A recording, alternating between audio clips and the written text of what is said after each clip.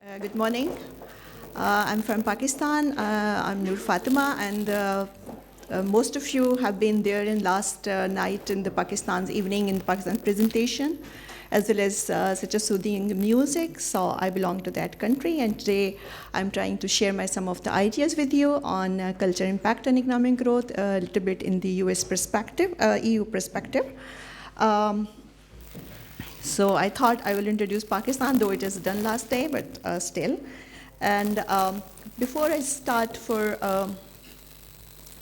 talking about any other region, I will talk about, as you got quite a stronger impression of Pakistan last day, that the presentation which I'm going to make has heavily linked with the economic structure of any country.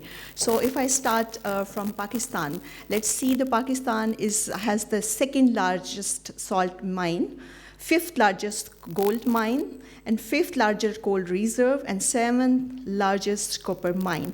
And Pakistan is 11th largest wheat producer, 12th largest rice producer, and 5th largest milk producer.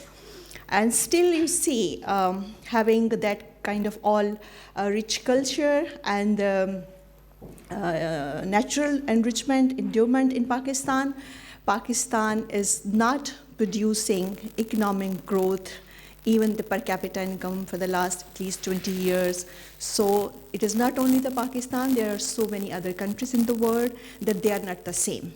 So that is the question of my actually interest as a political economist, that what is there which makes a country to grow, at the same time having the same kind of resources, natural resources, human resources, for that matter, my earlier fellow said the human capital, but still, what is the reason that some countries, there are countries who grows faster, there are countries who actually fails on the economic outcome. So here I'm going to link with the economic structure. If just for the example, this is the Pakistan economic structure, and then there should be a bigger question that why Pakistan is not producing economically.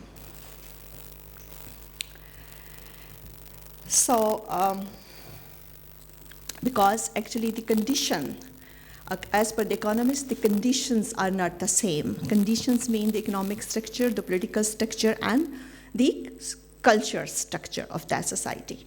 So maybe we need, for the condition, we need good governance, we need good financial instruments, we need independence of a Federal Reserve Bank, maybe we need a good economic growth, pro-poor economic growth policies. But what has not been addressed till most recent is that is there any role of culture to produce economic growth? Is there anything to do with the culture when we say that economic growth has many determinants, but is that one of the determinants is culture or not? That is the question. Okay. So in context of Europe, where I see the culture meeting economics. Why I see that? If you look back in recent years, particularly after 2008 economic crisis of the whole world, the whole world has gone into economic recession.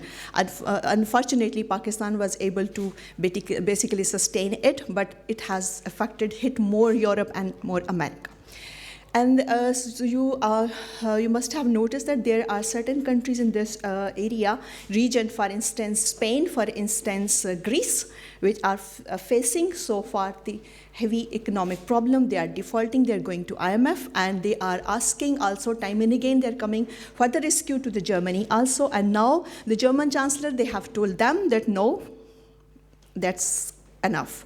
Now you have to make your austerity measures. You have to make the laws and the structure so that you can generate your own resources, you can generate your own revenue. So that is the question. So you have the same economic condition, you have the same weather, you have the same region. So why are you not producing? So and nobody will come to your rescue to the last resort every time when you have economic recession or you have economic problem. So keeping that in view, this crisis, I have actually tried to look at the weather for EU. Actually, is helpful. The cultural aspect of the production is helpful to bring some kind of economic output, so that in the hours of particularly the economic crisis, whether this element can be determinant of economic growth. So why this culture realm has been outside the economic purview so far? Because economists, for the long time, they have been thinking that the cultural productivity, as compared to the high knowledge-based economy, high knowledge-based structure of Europe, is vis-a-vis to the culture economy is very low. Culture economy has a very low productivity. It has a low value, basically. It doesn't have an enterprising kind of a value, so that it was not a main factor of crafting the economic policies of EU. So this proved actually a wrong conceptualization, because culture activities are one of the first and easiest. That is the reason that culture activities are the easiest and the first one in the sector where you get your budget cuts. And then the recent crisis, post 2008, there are so many countries in the Europe which has actually faced the cut in their film festivals and their other cultural activities, and the budget has gone down. Exceptional is for Germany, who has increased their budget. I will show it later. So keeping that in context in view, my hypothesis is that culture has a positive impact on economic growth in societies with high level of trust, respect, and self-determination, and low level of obedience. So keeping my paradigm of the study of economic and culture, because culture studies is not just enlightenment. Culture studies we don't have to define it in a narrow way. Culture studies has a very larger concept, a larger portion of the economic activities. So in that way, what I would say that culture has a positive impact, provided that a kind of social values inculcated in the society as well as in the system, that is most trust, respect, and self-determination, and low levels of obedience. Why did I say the low level of obedience? If anybody can explain it. Any idea? Obedience is not forced. It flows naturally. Obedience is not forced. Yes, in isolated society, the obedience is higher. Obedience actually reduces your autonomy. Autonomy reduces, lesser autonomy reduces your lesser power of innovation, and lesser motivation for experience. When you don't experience, actually, look at the Edison. He has broken how many bulb before he came to the finest bulb. So, looking at the economic indicator of to be in the context of that relation, let me see in 2007 to 2010, where the world, Euro area, East and Central Europe, and then Russia. Euro area is separated because Euro is not still the currency of the whole Europe, it is just the European Union. So you look at the Central Europe, for instance, you will see it has, Euro area particularly, it has the least GDP during the time of 2007, which is pre-crisis time, economic crisis, and then you look at 2010, which is the post-crisis. So the most hit area is the Euro area. So is it the solution that every time we should go to IMF? It is the solution that every time a bigger country in the region should help the smaller country? No, of course, there are certain other avenues, and that is the culture also. So what was the effect of such kind of a lower growth? It was like employment reduction, which has been dropped by 2.1% at the end of 2008 and end of 2009. 2.1% is actually for 27 countries, it's quite higher. And the major level of reduction was in construction and manufacturing, remember, which is the actually center place of the higher production of the EU. So, for instance, there's other. I won't go for all kind of details. It's there. For instance, Germany was the only country who performed best with only 0.4% fall in employment. That has been linked with your higher. So, what other effect is that it not only affects the numerical figures of the public debates, of the public lectures or public documents, but it reduces your visits also, your hotel accommodation, the reservations also. So, and the hotel accommodation and the visits of the people is not only have the monetary benefits, but also it is linked to the culture.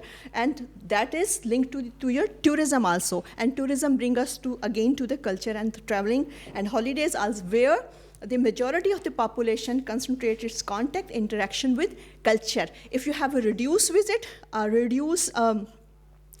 instance, reservations, a reduction of your mobility, it means you have a reduction in your monetary benefits, you have a reduction into as well as with your cultural interaction also.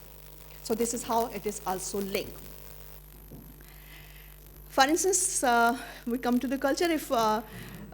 If we look at the detail, the German theater suffered a 7% fall in the visitors number in the 3 seasons before the crisis, that is 2007 to 2008.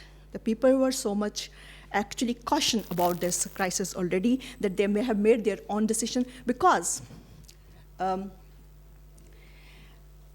economics is not something of just making a kind of charts and a different mechanism and different strategies and theories. Economics is about your behavior. The way it's called, as per the Adam Smith, it is a rational behavior of a person. When we talk about behavior, why do we try to maximize our interest in the market? And why the investor tries or producer tries to maximize their interest in the market? Because they both are motivated by their behavior, and behavior is automatically linked with your cultural values. So this is what I have explained already, that economics was known as the decimal science, and now it is, but after the Adam Smith, after the Karl Marx has linked the economics and the role of religion economics and the role of special relation also. Why the revolution, the Enlightenment revolution came in France? Why not in Britain? Why industrial revolution came in Britain? Why not in France? So the space has its own relationship. So it has an effect on economics. So Adam Smith and Max Weber, and after that coming the economists, they actually tried to link the behavior with economic output. So as we talk about fluctuation of the economy, so due to this fluctuation of the economy and the very hardcore economy and their negative impact, negative outcome, the literature and the studies and empirical studies, they have now coming towards the culture growth determinant as a culture growth as a determinant of economic outcome. So if we go to the, now we have been hearing for the last 3 days also that there is a need of a creative economy, a creative economics. So what is that creative for me? If we just try to map it out, it is like we have to mix economic activity with the culture activity, with the scientific creation, and as well as technological, because it is a digital society now, particularly for the Europe, it is true that you have a digitized everything. So digital society, the scientific development, the technological advancement makes the cultural actually production more effectively for economic growth as compared to the region like we have in South Asia. We have a rich culture, but we don't have a combination of culture as well as with the technology. So this technology can help the society like Europe to digitize and to facilitate further and to bring it to a larger level to the cultural activities. Okay.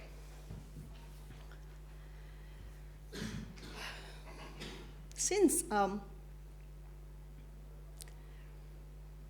in European Union has historically been built through market forces and economy. If they talk about more market, they talk about more competition, but there was less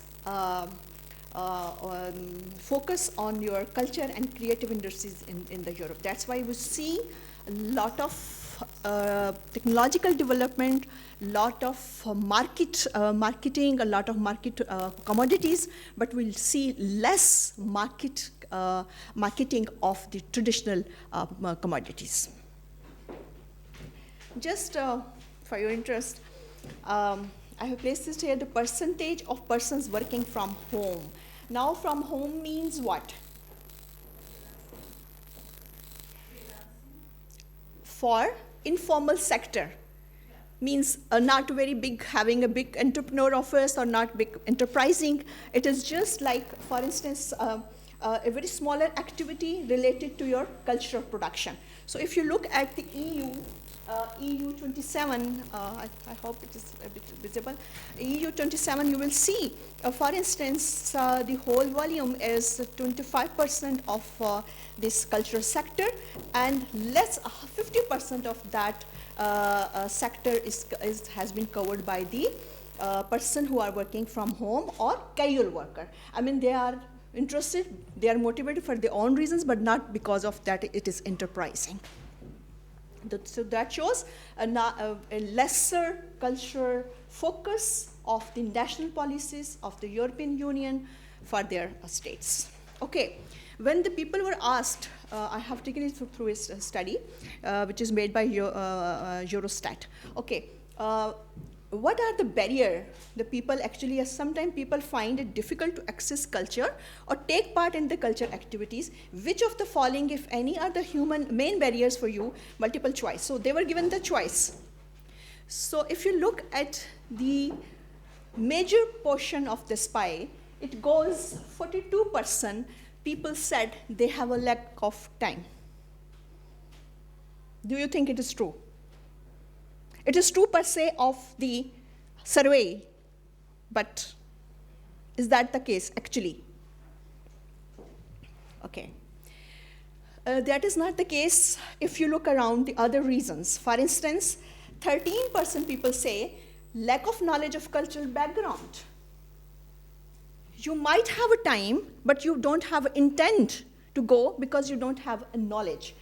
And then 16%, more than that even, they say limited choice of poor quality of cultural activities in your area. So that is where your digitization, I just mentioned earlier, will work. That is where your focus of your economic policies as a component of a culture policy will work. 17%, which is quite higher number for a society which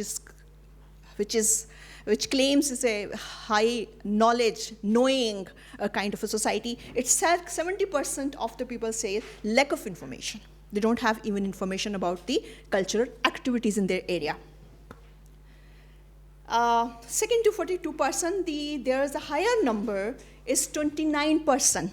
That means it is too expensive.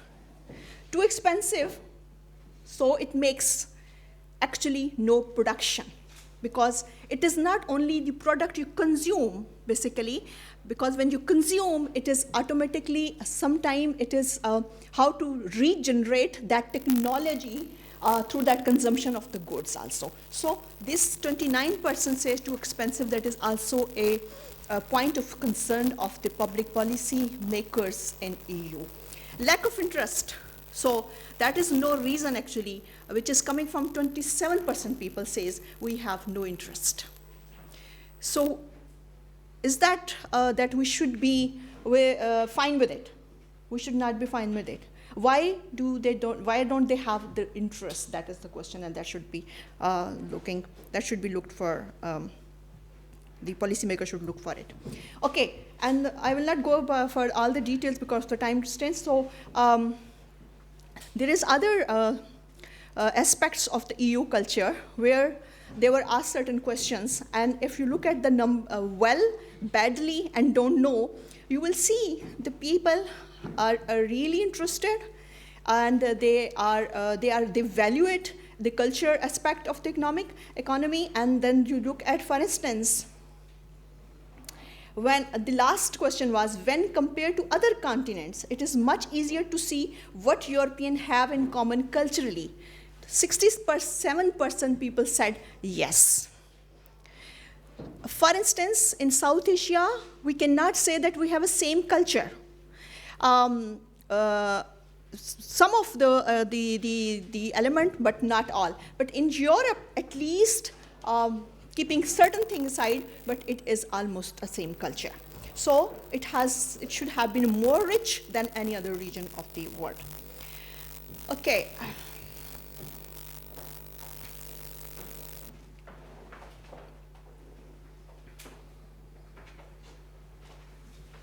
So I have actually explained it. Okay. So now, as I said, there are so many studies that are going on for the relationship, how it is intertwined between economics and the culture.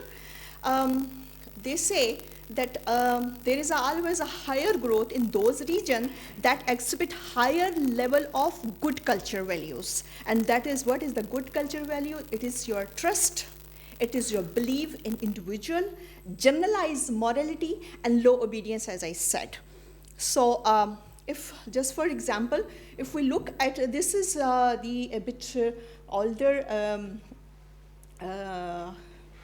quantification of the growth, but just to link it with these three elements of the culture, element of the factor of the cultures impacting the economic growth. If we look at these figures, it will explain that the rate of per capita income growth from 1960 to 1989 stays very high with Korea, East Asia, Japan, and China, as compared to South Africa, Nigeria, or African region.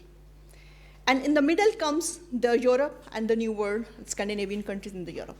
So what is the reason for higher?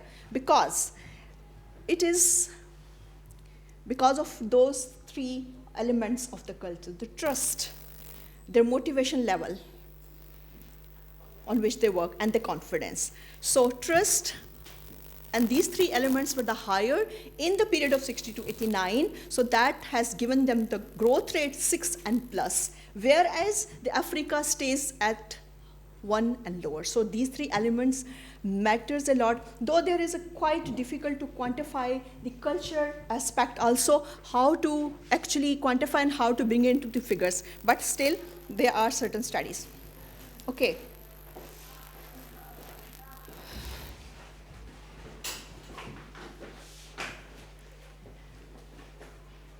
Why the culture is, why the trust is important? Because trust gives you a predictability as a whole, as a nation.